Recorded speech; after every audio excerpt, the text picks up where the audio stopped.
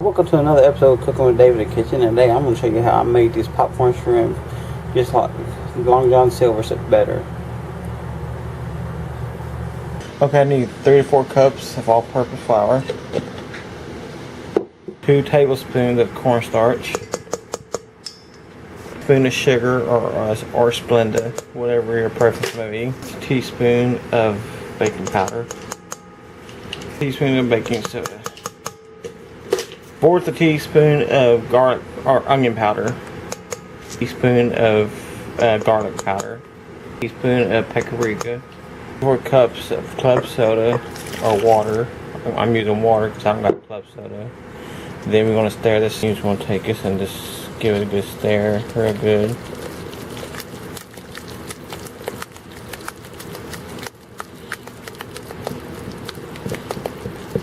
We're going to dump this into the batter because we're going to make some popcorn chicken or popcorn shrimp.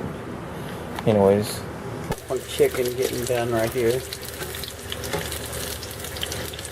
Not done quite a bit yet. It's taking a little bit longer.